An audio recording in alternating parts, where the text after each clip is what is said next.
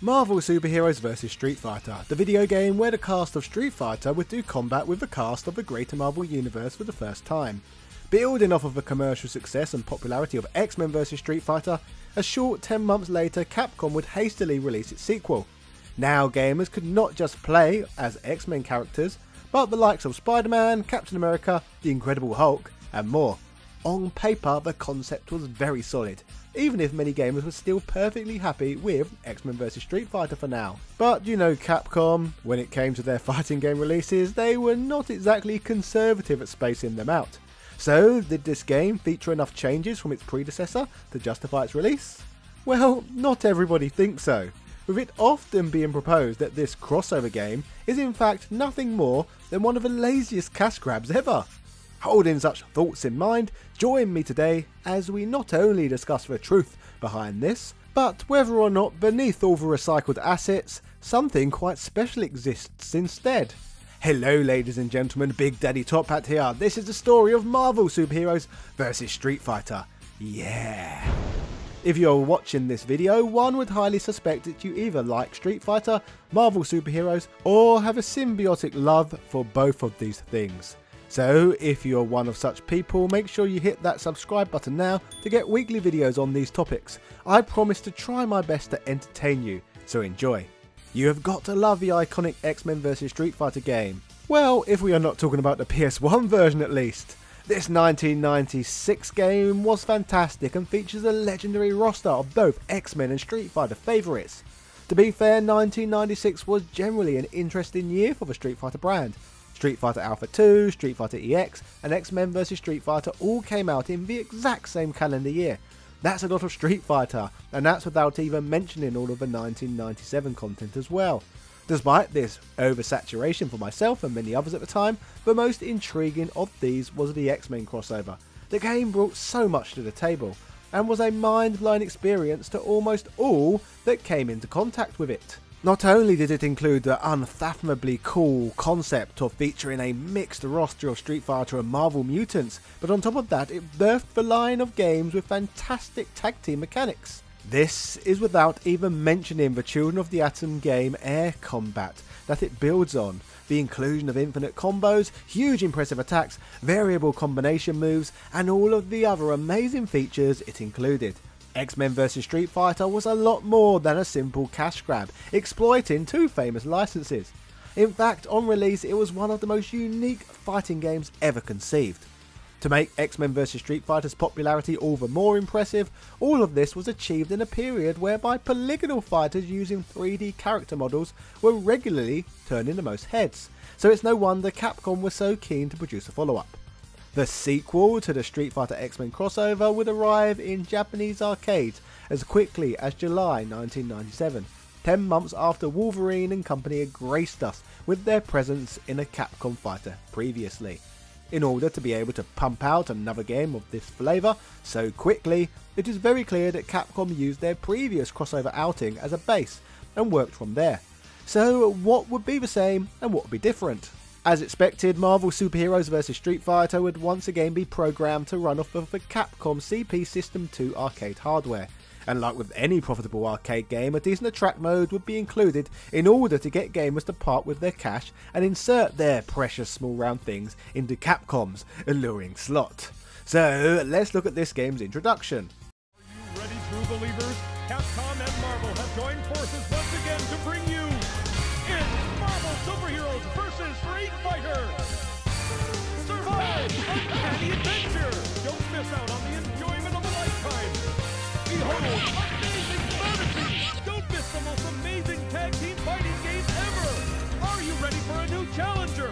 Let's rock! Experience Marvel Superheroes vs Street Fighter! Welcome to the adventure! To be fair, that entire sequence was pretty epic, offering up not only glimpses of comic book icons squaring off against Capcom's combatants, but the entire sequence is pushed over the edge by the absolutely wonderful announcer's voice. Maybe I need to hire that guy to tell people to subscribe to this channel. Welcome to the adventure. Hint hint.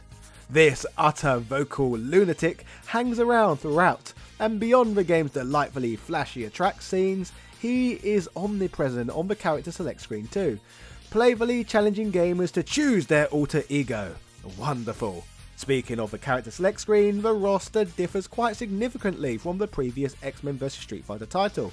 On the Street Fighter side of things, we once again have 9 characters from that franchise, with a further 8 representatives by Marvel.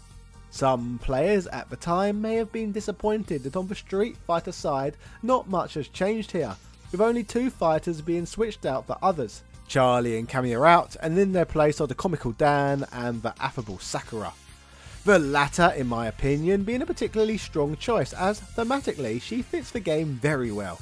Part of this character was after all influenced by the Japanese high school girl superhero archetype, utilised in the likes of Sailor Moon. Sakura is hugely popular in Japan, so having her do battle with and alongside Western superheroes could have only helped aid sales. The Japanese love schoolgirls. So Sakura was added to the mix for the sake of popularity, with Dan being included likely to add a semblance of comic relief. This overconfident, arrogant and utterly feeble character never fails to entertain me, and can always lighten the mood. The Marvel side though is where characters are really mixed up, as obviously the prior entry only had X-Men.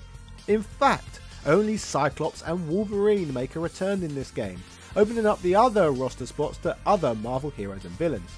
Joining the originals we have Captain America, the Incredible Hulk and Spider-Man, some of the most iconic comic book characters ever.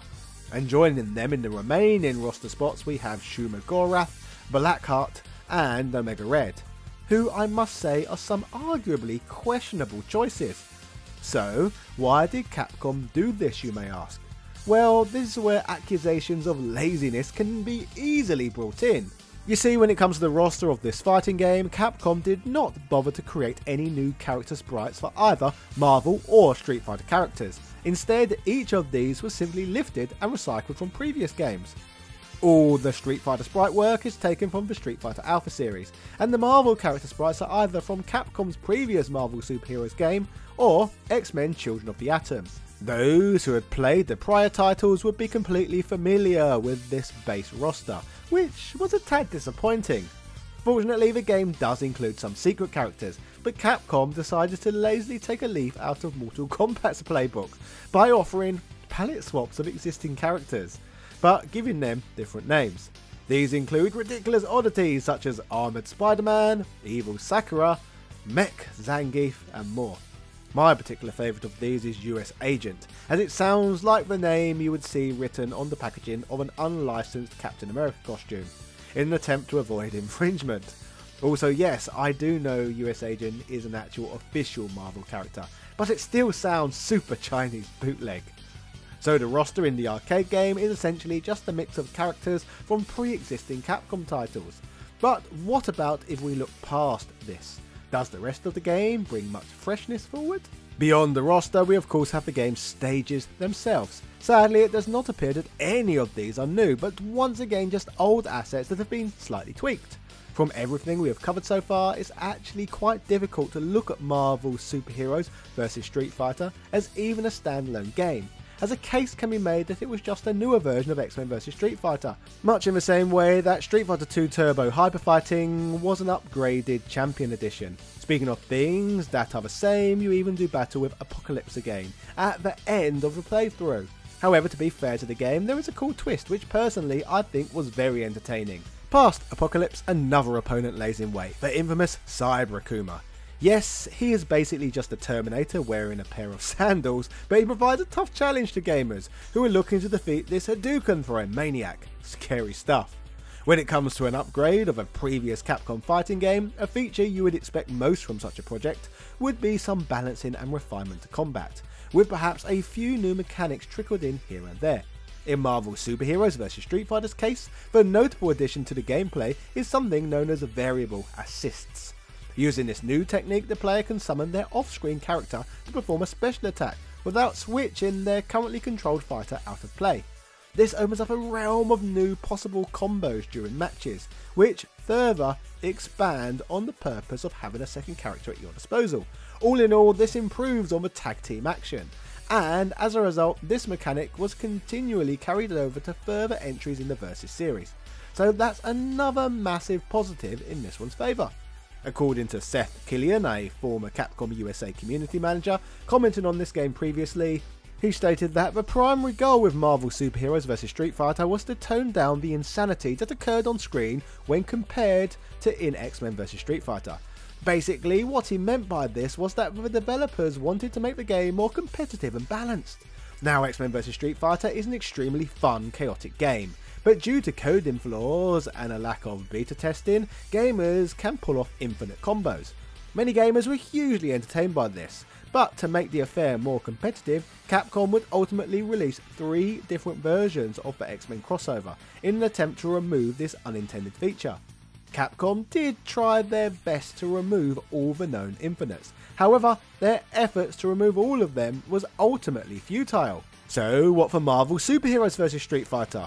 Well, developers finally had the opportunity to rewrite what they perceived as wrongs, so would seek to create a fighter they deemed less broken.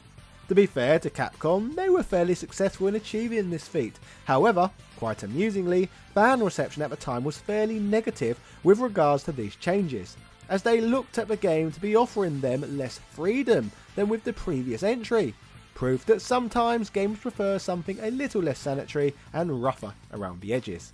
A case could be made that the chaotic nature of X-Men vs Street Fighter was one of the reasons that many fell in love with the game to begin with. So with the infinites gone, some felt a layer of charm had been removed. So this is what gamers would receive from the arcade game. But what about the home ports? It doesn't require a rocket scientist to hypothesize that since the game is so similar to X-Men vs Street Fighter, that porting the game to home platforms was a process that Capcom would know how to do. The problem was though that with the prior game there was a huge quality difference between the Sega Saturn and Sony PlayStation versions of the title. So bearing in mind the architectural differences the systems had, was the PlayStation's 2D performance destined to make history repeat itself? Let's take a look at what people thought. The first home version of this game would see a release in October of 1998 for the Sega Saturn. The Saturn by this point was essentially a dead duck in the West, so sadly this version was made exclusively for the Japanese market. This conversion was obviously very arcade accurate. After all, you have to remember that the Saturn port, like with X-Men vs Street Fighter, was supported by the 4MB RAM expansion peripheral. This allowed the developers to create a conversion which retained the original frame rates and tag team system. But what did the gaming media think of the game when we consider its strong similarities to what came before it? GameSpot's review of the Saturn title was a mixed bag. They stated graphically the game is very good, the sprites are extremely well animated, and the backgrounds are all packed with movement, giving the game a nice busy look. It's a perfect conversion of the arcade game, that much we know, but that doesn't really stop it from being a near carbon copy of X-Men vs Street Fighter. From here, GameSpot would go on to roast the future PlayStation edition of the game, stating, "It's pretty much a given that this version is going to easily smoke the PlayStation version. If you're still interested in the Saturn, then this game is definitely one to import." Digital Extremes gave the game a glowing review, summarising that the title is another arcade perfect 4MB translation from Capcom. Too bad it's probably going to be the last. If you're looking for a great Saturn fighter, give Marvel Superheroes vs Street Fighter a shot. German publication Video Games added to the Saturn game's praise by stating, "The game gives the beat-em-up community another potential fun hit. As you would expect, you will be spoiled with excellent animated characters and backgrounds." Marvel vs Street Fighter is another Saturn jewel in the 2D fighting game genre. So looking at all of these reviews and looking at the conversion myself, it is easy to conclude that once again Capcom have managed to pull off the feat of getting this game to run fantastically on the Saturn, looking near arcade perfect as a result. So in most cases the gaming media were impressed once again. The only real drawback though was that they too noted that it was essentially just X-Men vs Street Fighter, with a different roster and a few tweaks, just as highlighted earlier in the video. But I have saved the best for you with the Saturn section of the story for last, with things getting a little crazy here. Essentially, there's one more character I thought we would save talking about until we reached this point. The all new ridiculous playable character known as Norimaro. Sadly, due to licensing issues, this character can only be found in the Japanese versions of the game, with the Saturn version obviously being left in Japan due to the Saturn being essentially a dead system in the West. Norimaro can be found on every Saturn disc. The character is the creation of a Japanese comedian, Noritake Kinashi, so as expected, Norimaro is placed in this zany game as a sort of comic relief character. I guess Dan just wasn't enough. Oh yeah, speaking of Dan, one of the versions of the game features Cyber Dan, which is absolutely epic. One final note worth mentioning in regard to the Saturn version of the title is that an additional mode of play had been added to the conversion. This extra bit of content is known as Survival Mode, which basically lets you square off against multiple opponents using just one life bar. Standard console release stuff. But what would be a Capcom vs series retrospective video without discussing the Sony PlayStation?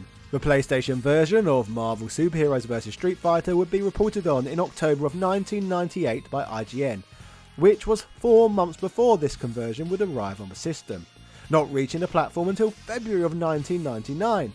IGN reported that Capcom were aiming to circumvent PlayStation's memory restrictions at least partially, due to the negative backlash that hampered the PlayStation version of X-Men vs Street Fighter previously. Upon the game's February 1999 PlayStation release, the game would feature 5 modes of play, known as Battle, Versus, Training, Hero Battle and Crossover Mode.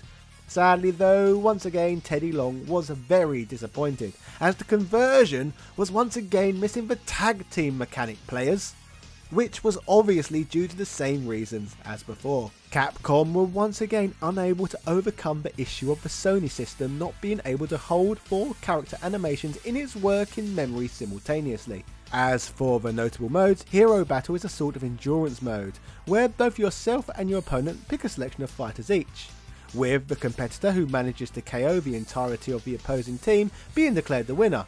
Nothing mind-blowing really, but it's something. GameSpot would describe crossover mode as follows. It allows you to pick 2 characters. Then the computer uses the same character you picked. This limits the amount of information the PlayStation has to handle to 2 characters instead of 4. If you are victorious in this battle, the computer swaps one of the characters each of you have for another.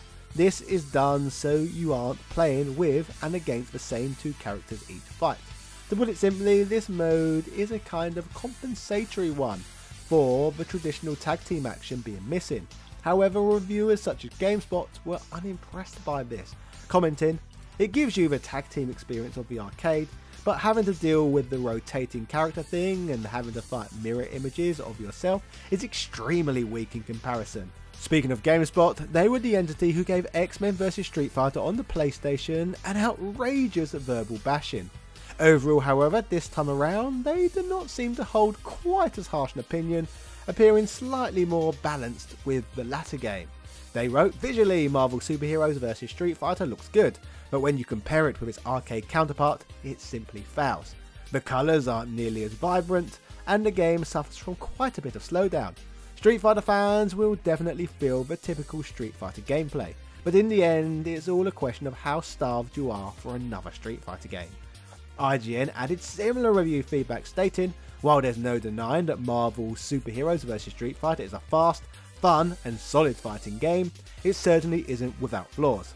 The aforementioned lack of true tag team play is one that will seriously affect players who are used to the arcade version. I certainly wouldn't recommend it to those who didn't enjoy X-Men vs Street Fighter, or those who are looking for something truly innovative from their next fighting game." All in all, the 3 versions of this game all display a range of similarities in terms of both strengths and weaknesses, with the 3 versions that were released of X-Men vs Street Fighter previously. So, the story of the arcade game and its ports mirror one another, which isn't surprising at all considering this newer game is nothing more than a revision, well at least according to many. Given just how similar Marvel Superheroes vs Street Fighter is to X-Men vs Street Fighter, it isn't surprising that many people view this game as the black sheep of the Marvel vs Capcom family. Well, at least a black sheep until Marvel vs Capcom Infinite came along anyway, but that's a whole nother story. Perhaps consumers may have felt a little less misled if the publisher had have called this game X-Men vs Street Fighter Marvel Superheroes Edition, or something, so that gamers had more of an idea of what sort of experience they were in for. But then again, would they have made as many sales if the title wasn't marketed as a separate game? Let me know what you think down below. Titling the game Marvel Superheroes vs Street Fighter certainly did make the most business sense in my opinion, but bearing in mind all of the recycled sprite work, stages and gameplay, it's not surprising at all that it rubbed many gamers the wrong way. Still, if you view this game through the lens of an upgrade, there is still a lot to love about it. A Street Fighter roster alongside Spider-Man, the Incredible Hulk and Captain America for the first time, a legendary boss battle with Cyber Akuma, Cyber Dan, then we have rebalancing and fine-tuning for those who prefer their games to be more fair and competitive. And all of that is without mentioning the introduction of assists, which would play a part in every Marvel vs Capcom game going forward. I can see sensible reasons why some would consider this one a bit special, but at the same time I can also see why a lack of chaos and originality may have put a lot of people off, with those folks seeing this as no more than a cheeky cash grab. I, on the other hand, think it's probably both. What an evil fence-sitting centrist I am. Anyway, if you enjoyed this one, hit that subscribe button and watch my video on why this other X-Men fighting game is ignored. If you do those things, I will love you forever. Cheerio.